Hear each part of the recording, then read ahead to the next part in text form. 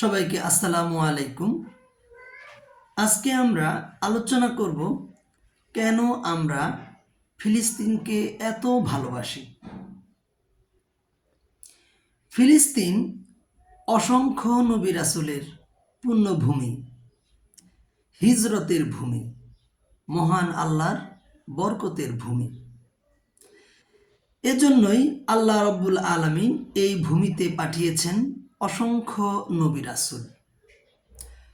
হজরত ঈসা আলাইহি ওয়াসাল্লাম এর 2000 বছর পূর্বে পশ্চিম ইরাকের বাবেল শহরে আগমন করেন মুসলিম জাতির পিতা হজরত ইব্রাহিম আলাইহি ওয়াসাল্লাম।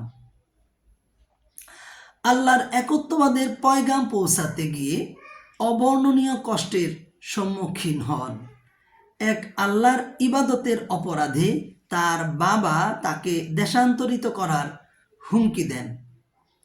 ঈমান রক্ষায় স্ত্রী সারা ও ভাতিজা লূত সহ তিনি কিনআন অর্থাৎ বর্তমান ফিলিস্তিন এ হিজরত করেন। বাইতুল মুকাদ্দাসে হিজরতের পর দীর্ঘ 20 বছর হজরত ইব্রাহিম আলাইহি ওয়াসাল্লাম নিঃসন্তান থাকেন।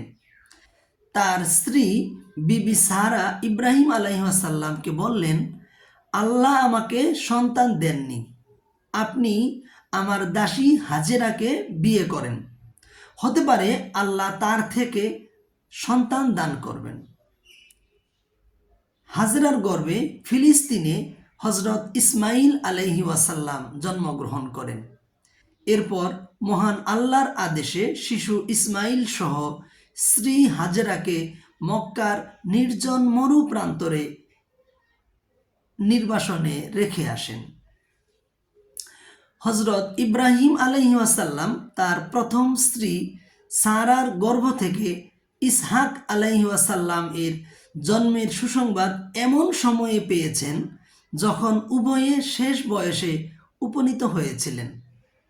হজরত ইসহাক আলাইহি ওয়াসাল্লাম ফিলিস্তিনে জন্মগ্রহণ করেন।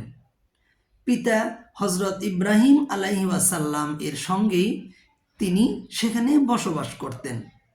তিনি ফিলিস্তিনেই ইন্তেকাল করেন এবং সেখানেই তাকে সমাহিত করা হয়। হজরত ইসহাক আলাইহি ওয়াসাল্লাম এর পুত্র হজরত ইয়াকুব আলাইহি ওয়াসাল্লাম। তার অপর নাম হলো ইসরাইল, যার অর্থ আল্লাহর বান্দা।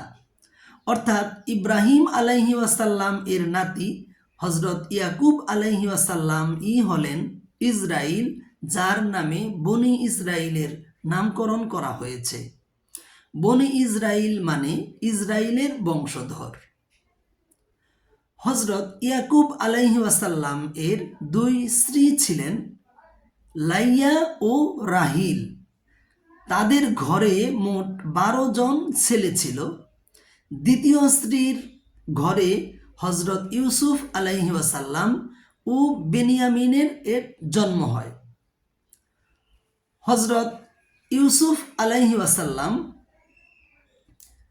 জন্মের পরপরই পিতা ইয়াকুব আলাইহি ওয়াসাল্লামের সঙ্গে ফিলিস্তিনে চলে আসেন এবং শৈশবের কিছুদিন ফিলিস্তিনেই তার অতিবাহিত হয়। ছোটবেলায় তিনি ভাইদের ষড়যন্ত্রের শিকার হন। পরবর্তীতে তাকে কুয়ায় নিক্ষেপ করা হয়।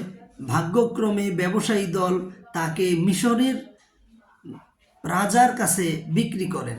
পরবর্তীতে তিনি নবুয়ত লাভ করার পর মিশরের মন্ত্রী হন এবং পিতা ও ভাইদের নিয়ে মিশরে বসবাস করেন এবং সেখানেই মৃত্যুবরণ করেন। তবে তারও সমাধিস্থল হলো ফিলিস্তিনে। হজরত লূত আলাইহি ওয়াসাল্লামের বসবাসও ছিল বৃহত্তর ফিলিস্তিনে। তিনি ইব্রাহিম আলাইহি ওয়াসাল্লাম এর প্রতি ঈমান এনেছিলেন। তার সঙ্গে ফিলিস্তিনে হিজরত করেছিলেন। পরবর্তীতে ইব্রাহিম আলাইহি ওয়াসাল্লাম এর পরামর্শে দাওয়াতি কার্যক্রম পরিচালনার জন্য পার্শ্ববর্তী এলাকা সাদুম ও আমুরায় গমন করেন। ঐতিহাসিকদের বর্ণনা মতে যা বর্তমান মৃত সাগর ও তার তীরবর্তী এলাকা। সেখানকার লোকেরা নিকৃষ্ট ও ঘৃণিত স্বভাবের ছিল, তারা সমকামিতায় আসক্ত ছিল। লূত আলাইহি ওয়াসাল্লাম তাদের ঘৃণিত কাজ থেকে বিরত থাকতে বললেন, কিন্তু তারা তার কথা না শোনার কারণে এবং তাদের ঘৃণিত অপরাধের কারণে সাদুম ও আমুরাবাসীর উপর আসমানি গজব নেমে আসে। আল্লাহর হুকুমে লূত আলাইহি ওয়াসাল্লাম পাহাড়ের পার্শ্ববর্তী পাহাড়ে চলে যান এবং মৃত্যু পর্যন্ত সেখানেই বসবাস করেন। হজরত দাউদ আলাইহি ওয়াসাল্লাম ফিলিস্তিনে জন্মগ্রহণ করেন। একই সঙ্গে ফিলিস্তিনের বাদশাহ ও নবী ছিলেন। পাহাড় পর্বত পাখিরা দাউদ আলাইহি ওয়াসাল্লাম এর অনুগত ছিল। আল্লাহ তাআলা বলেন, নিশ্চয়ই আমি দাউদকে বিশেষভাবে অনুগ্রহ দান করেছি। হে পাহাড় পর্বত, হে পাখিরা, তোমরাও দাউদের সঙ্গে আমার তাসবিহ পড়ো, আর আমি তার জন্য লোহাকে নরম করে দিয়েছিলাম। নবুয়ত লাভের আগে তিনি ফিলিস্তিনিদের পক্ষে তালুতের দলে যুদ্ধে শরিক হন। অত্যাচারী বাদশাহ জালুতকে তিনি হত্যা করেন। তিনি বাইতুল মুকাদ্দাস ও রামালার শাসক ছিলেন। ফিলিস্তিনেই তিনি ইন্তিকাল করেন। বাইতুল মুকাদ্দাস থেকে রামলাগামী পথের ডান পাশের একটি পাহাড়ে তাকে সমাহিত করা হয়। হজরত সুলাইমান আলাইহি ওয়াসাল্লাম হজরত দাউদ আলাইহি ওয়াসাল্লাম এর পুত্র ছিলেন। আল্লাহর নবী হওয়ার সঙ্গে সঙ্গে তিনি গোটা পৃথিবী শাসনকারী শাসকদের অন্যতম হয়ে ওঠেন। আল্লাহ তাআলা পশু পাখি, বায়ুমণ্ডল ও জিন জাতিকে তার অধীন করে দিয়েছিলেন। এই মহান নবীর জন্ম, বসবাস সবই ছিল ফিলিস্তিন কেন্দ্রিক। তিনি ঐতিহাসিক বাইতুল মুকাদ্দাস মসজিদের নির্মাতা। খ্রিস্টপূর্ব 923 সালে ফিলিস্তিনে ইন্তেকাল করেন এবং বাইতুল মুকাদ্দাসে তাকে দাফন করা হয়। আল্লাহর আরেক নবী হজরত ইয়াহইয়া আলাইহি ওয়াসাল্লাম এর জন্ম ফিলিস্তিনের বাইতুল মুকাদ্দাসে। হজরত জাকারিয়া আলাইহি ওয়াসাল্লাম এর দোয়ায় আল্লাহ তাআলা বৃদ্ধ বয়সে দান করেন ছেলে ইয়াহইয়া আলাইহি ওয়াসাল্লামকে।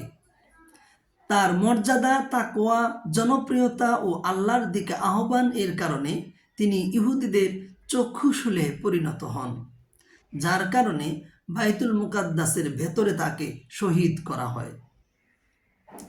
ঈসা ইবনে মারিয়ামের জন্ম অর্থাৎ হজরত ঈসা আলাইহি ওয়াসাল্লাম এর জন্ম ফিলিস্তিনের বাইতুল লাহামে, যিনি পিতা ব্যতীত আল্লাহর কুদরতের সাক্ষী হিসেবে দুনিয়াতে আগমন করেন। তিনি দোলনায় থাকা অবস্থায় নিজের নবুয়তের ঘোষণা দেন, মায়ের সতীত্বের সাক্ষ্য দেন। তিনি ফিলিস্তিন অঞ্চলে দাওয়াতি কাজ পরিচালনা করেন। মায়ের সঙ্গে মিশরেও গমন করেছিলেন, সেখান থেকে আবার ফিলিস্তিনে চলে আসেন। অভিশপ্ত ইহুদিরা তাকে জারজ সন্তান ও তার মাকে দুশ্চরিত্রা বলে অপবাদ দেয়। তিনি তাদের বিপক্ষে আল্লাহর কাছে বদদোয়া করেন। আল্লাহর গজব নেমে আসে ইহুদিদের উপর। তখন তারা ঈসা আলাইহিস সালামকে হত্যার পরিকল্পনা করেন। আল্লাহ তাআলা তাকে নিজ কুদরতে জীবিত অবস্থায় আসমানে তুলে নেন। কিয়ামতের আগে তিনি আবার বাইতুল মুকাদ্দাসে নেমে আসবেন, দাজ্জালকে হত্যা করবেন, এরপর ন্যায় ইনসাফ প্রতিষ্ঠা করবেন। এরপর তার মৃত্যু হলে নবীজির রওজার পাশে তিনি সমাহিত হবেন।